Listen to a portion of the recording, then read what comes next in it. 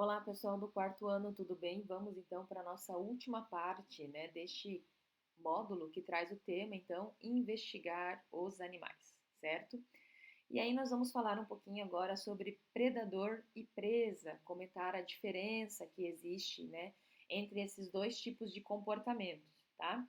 Então, quando a gente fala predador e presa, nós temos como exemplo este jacaré. Ó, a estratégia de ataque desculpa, é um crocodilo, né? Que é um animal que a gente não tem aqui na nossa flora, na nossa fauna brasileira. Ele é encontrado nos Estados Unidos, na Austrália e assim por diante, mas não é aqui. Então, a estratégia de ataque do crocodilo é ficar submerso e aguardar pacientemente até o momento exato de atacar a presa. Quando faz, seus dentes afiados e grande, né, e a grande força de sua mandíbula impedem a fuga então da presa. Então, o crocodilo ele é bem maior do que um jacaré, ele mede em cerca de 5 metros de comprimento. No Brasil, a gente tem, né, jacarés aqui, a gente encontra muito ali na região do Pantanal. Então, animais que capturam outros animais para se alimentar são chamados de predadores. Então, a gente já sabe mais ou menos o que é o predador. E os animais que servem de alimentos para os predadores são chamados de presas. Então, quem caça é o predador, quem é caçado é a presa, né?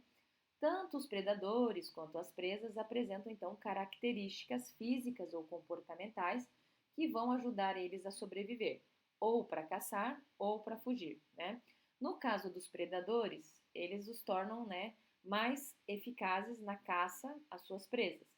Já no caso das presas, essas características servem para evitar que elas sejam então facilmente capturadas, né? Capturadas e devoradas aí pelo seu predador.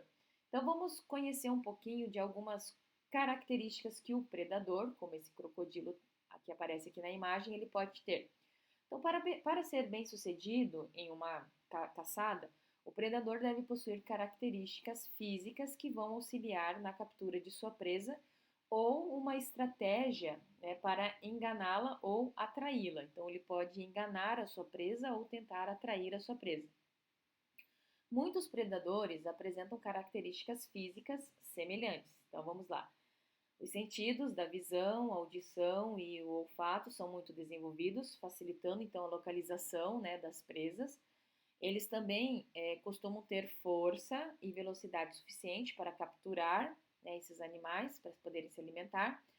Há ainda predadores dotados de veneno, como as cobras, as aranhas e os escorpiões, e outros podem ter a capacidade de se camuflar, né, no ambiente para surpreender, então, as presas que estão aí eventualmente distraídas, tá? Então, isso são características, né, tanto físicas quanto comportamentais dos predadores.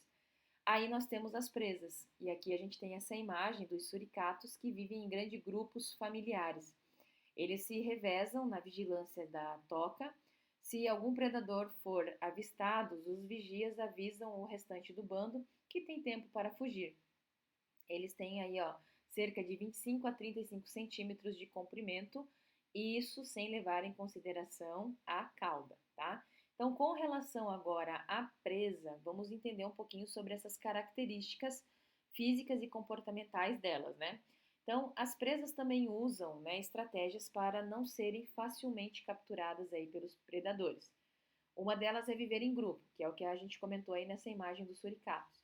Elas também podem ter uma coloração que as ajudam a se camuflar, né, no ambiente. Se a gente perceber, o suricato, ele tem uma corzinha que pode, então, o quê? Se camuflar com a região da savana, né? Que é uma vegetação típica lá da África. Alguns podem ter visão e olfato bem desenvolvido e outras podem ser velozes para fugir, tá? Existem ainda animais, né, com outros recursos de defesa. Então, algumas presas podem ter chifres, galhadas ou venenos. Então, essas são algumas das muitas estratégias de defesa, né, dessas presas. Então, dependendo do animal, vai ter aí algumas características para poder se defender ou atacar, né? E aí nós temos essa imagem, olha lá, o guepardo, que mede cerca de 1,1 a 1,5 metro de comprimento, e um antílope, né, que mede cerca de 60 a 100 centímetros de comprimento. Então, aqui a gente está vendo representantes da fauna africana, tá? Da savana africana.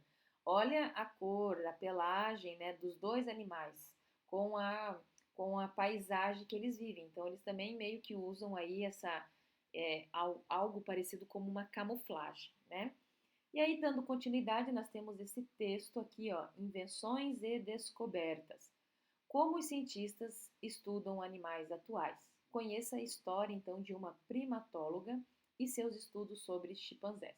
Vamos entender esta profissão, né?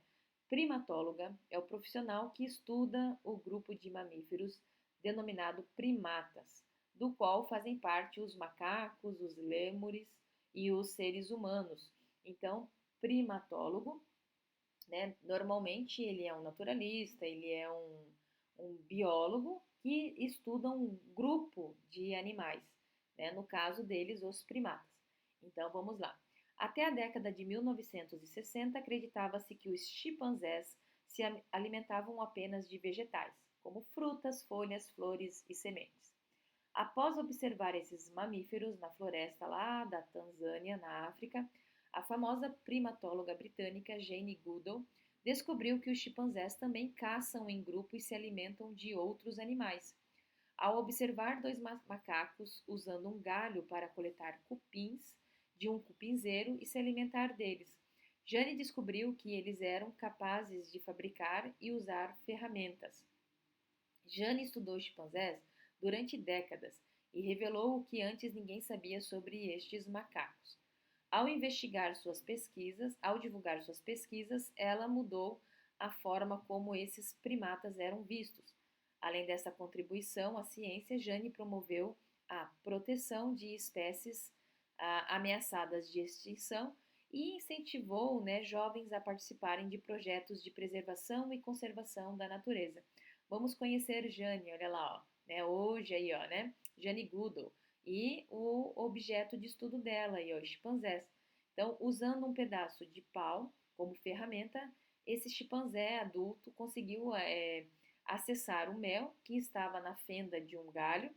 Outros chimpanzés, né, do grupo estão aprendendo esta habilidade por observação. Eles medem cerca de 70 a 85 centímetros de comprimento, né? Então aí a gente tem aí esses representantes. Existem aqui no Brasil estudos também, né? Por exemplo, o Projeto Tamar, que vai estudar as tartarugas marinhas, né, no nosso litoral. Tem a questão dos que estudam o boto, né, na região da Amazônia, como o peixe-boi, também na região da Amazônia.